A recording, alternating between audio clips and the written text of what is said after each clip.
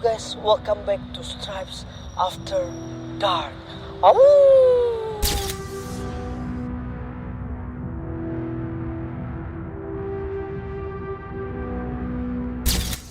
Oke guys, kembali lagi bersama Stripes After Dark edisi Thailand.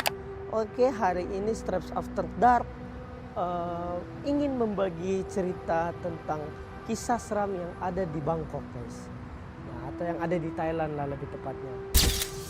Kisah hari ini merupakan hal yang menurutku cukup seram sih, cukup beringas bukan beringas ya, lebih ke tega gitu loh, sadis.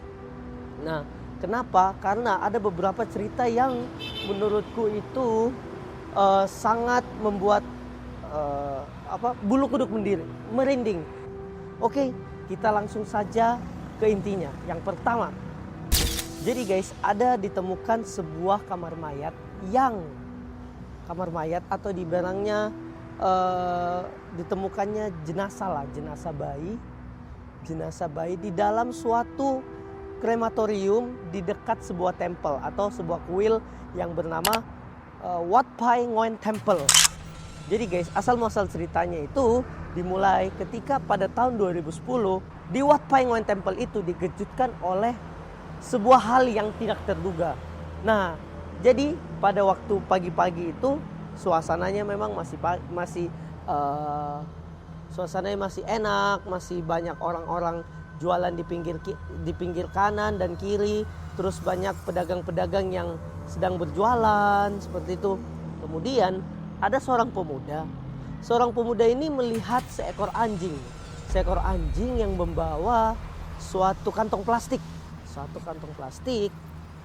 dan anjing itu berhenti di tengah jalan atau di tengah pasar itu. Nah, ketika pemuda itu sedang memperhatikan, dia kaget. Kenapa dia kaget guys? Karena ketika pemuda itu sedang lihat anjing itu mengoyak-ngoyak sesuatu di dalam kantong plastiknya, pemuda itu kaget. Kenapa? Karena pemuda itu melihat sebuah potongan bayi yang ada di dalam kresek itu yang sedang dimakan oleh anjing itu. Nah, serentak saat itu juga dia kaget dan dia pun langsung melaporkan ke pihak yang berwajib. Nah, ketika pihak berwajib sudah datang, kemudian pihak berwajib itu atau polisi lah. Nah, ketika polisi sudah datang, polisi pun langsung melakukan investigasi dan mengikuti anjing itu kemana anjing itu pergi. Ketika anjing itu diikuti oleh polisi, nah ditemukanlah suatu krematorium yang berada di dekat tempel itu. Nah, krematorium itu isinya pas waktu dibuka ternyata full dengan bau yang tidak sedap. Karena kenapa? Di situ diisi dengan banyak banget jenazah-jenazah atau bayi-bayi yang belum sempat dimakamkan atau belum sempat dikremasikan. Jadi guys, krematoriumnya ini juga awalnya krematorium yang sudah dibayar oleh sebuah klinik aborsi ilegal gitu loh. Klinik aborsi ilegal sudah membayar krematorium ini untuk membakar atau membuang jasad-jasad bayi-bayi yang hasil aborsi seperti itu. Nah, ketika polisi sudah sampai itu dan betapa kagetnya mereka menghitung jumlah mayat yang ada di situ kurang lebih 2002 jenazah atau 2000 janin gitu loh. Nah, ketika polisi sudah menemukan 2002 mayat itu, saat itu juga langsung dipindahkan jenazah-jenazah itu kemudian dikremasikan. Jadi guys, awalnya itu krematoriumnya itu berfungsi dengan baik, berfungsi sangat baik karena dipakai untuk pembakaran jenazah atau janin-janin yang pernah dibuang ke sana. Tapi satu ketika tempat pembakaran atau krematoriumnya itu mesinnya rusak guys. Jadi gak bisa untuk membakar jenazah-jenazah.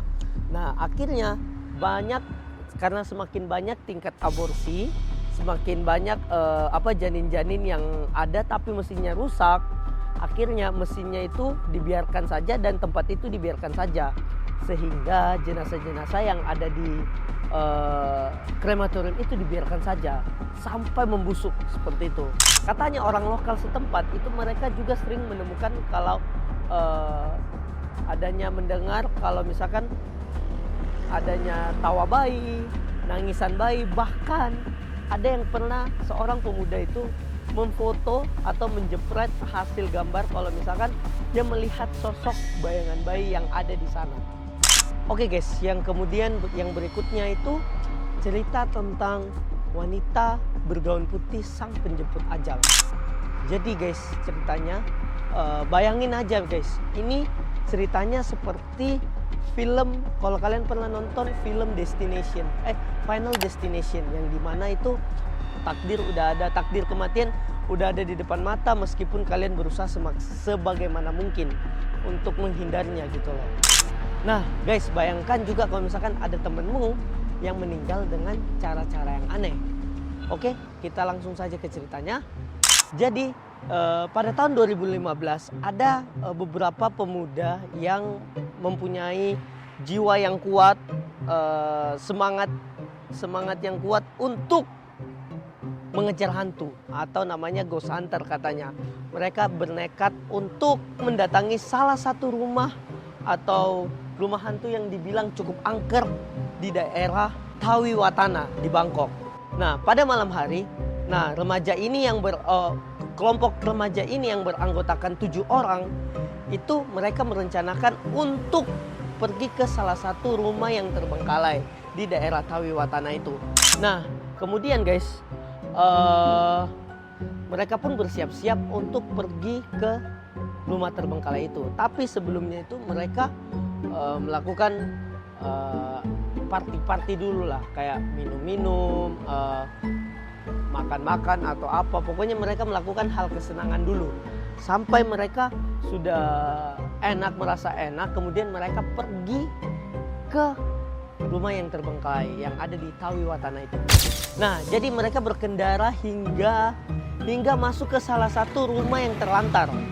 Nah, ketika mereka mau masuk ke dalam rumahnya, belum sempat mereka masuk, langsung tiba-tiba lampu di depan rumahnya itu langsung mati gitu loh, langsung padam gitu.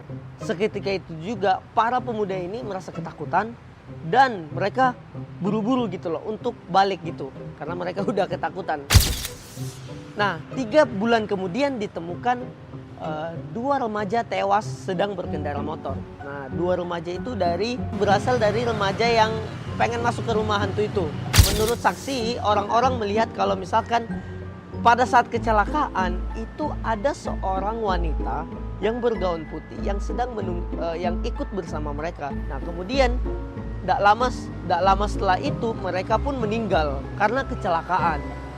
Nah, kemudian guys, setahun setelah temannya meninggal itu, ada lagi temannya meninggal yang kedua kali akibat kecelakaan motor juga, hal yang sama. Nah, tapi yang anehnya di sini katanya menurut saksi, waktu remaja ini kecelakaan, katanya dilihat di belakangnya itu ada wanita bergaun putih juga guys. Jadi wanita bergaun putih ini sama dengan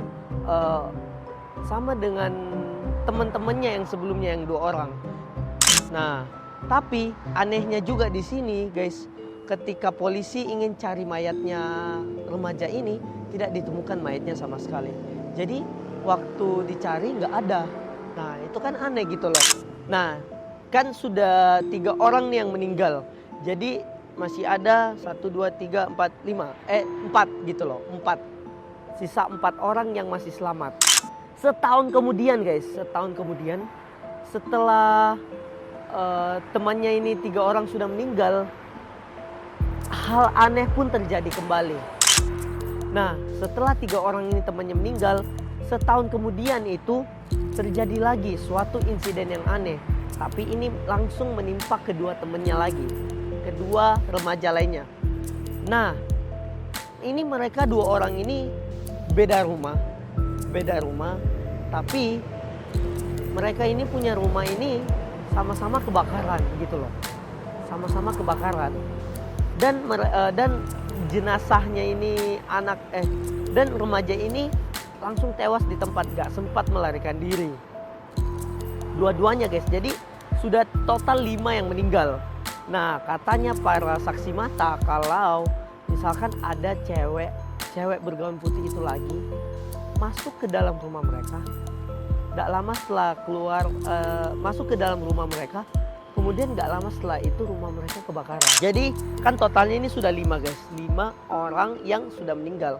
Nah 2-nya ini kenapa? Nah katanya dikabarkan kalau 2-nya ini sampai sekarang puji Tuhan masih selamat gitu loh. Tapi dalam hati mereka itu penuh dengan namanya kewaswasan, dengan trauma, dengan hal-hal yang terjadi. Ya iyalah, gila, bayangin aja temenmu 5 orang itu meninggal hal-hal yang aneh gitu loh. Nah mereka itu 2 orang pun takut lah, gimana gitu, takutnya mereka yang bakal jadi next incaran jadi cewek itu. Ternyata 2 orang itu selamat gitu loh. Oke guys, kemudian yang berikutnya itu namanya prostitute graveyard di Kanchanaburi. Nah jadi guys, ada suatu tempat di Kanchanaburi yang merupakan tempat bagi PSK atau rumah bagi PSK. Nah katanya PSK di sini ada yang bekerja karena kemauan sendiri, ada pun yang bekerja karena dipaksa gitu loh. Tapi banyak banget kejadian yang sadis yang terjadi di tempat itu karena PSK-nya itu banyak banget disiksa, banyak banget dipukuli atau diapa-apain lah, pokoknya diperlakukan secara kasar. Nah kemudian guys, banyak banget juga PSK itu yang meninggal di tempat itu guys. Nah mereka itu meninggal karena adanya mereka itu dapat kekerasan fisik, kemudian ada penyakit menular, kemudian aborsi ilegal. Nah di situ udah tidak terbayang lah berapa banyak mayat atau jumlah perempuan dan jumlah anak-anak atau jumlah bayi-bayi yang melayang gitu loh. Nah kalau misalkan kalian mendatangi di tempat itu, sampai saat ini tempat itu masih menjadi saksi bisu kekejaman dan kengerian tempat itu. Nah kalau misalkan kalian datangi ke sana, kalian bakal menemukan sebuah labirin besar. Nah labirin itu kalau kalian datangi, bagi orang-orang yang tidak terbiasa, pasti kalian bakal tersesat atau kalian tidak bisa menemukan jalan keluar. Nah kemudian di labirin itu terdapat 20 ruangan yang tidak punya jendela. Nah di situ dibilang kalau misalkan 20 tempat atau rumah bagi PSK yang ada di sana. Nah dikabarkan juga PSK ini kamar-kamarnya itu digunakan sebagai bahan prostitusi lah guys. Jadi tidak ada jendela di sana, kemudian hanya benar-benar satu ruangan itu yang kecil gitu loh.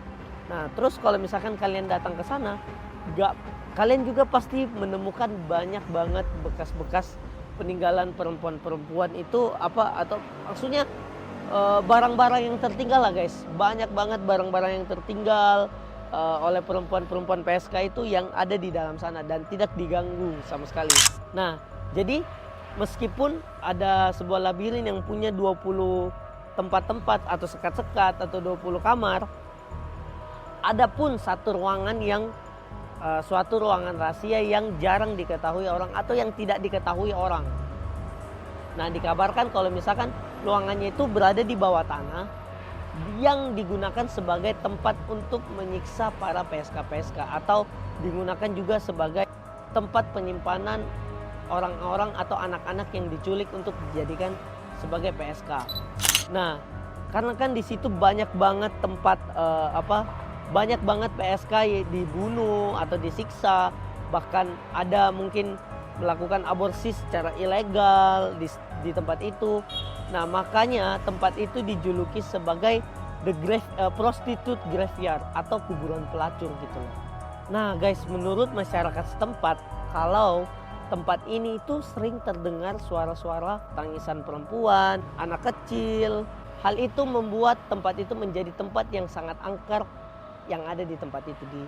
Jadi banyak banget orang-orang yang tidak berani untuk masuk ke sana karena mereka juga takut kalau misalkan mereka menemui sosok-sosok yang lumayan seram di sana.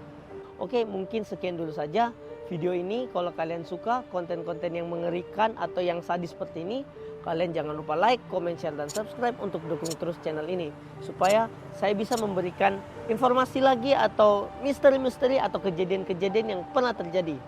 Oke guys, see you on the next Stripes After Dark berikutnya. Awoo!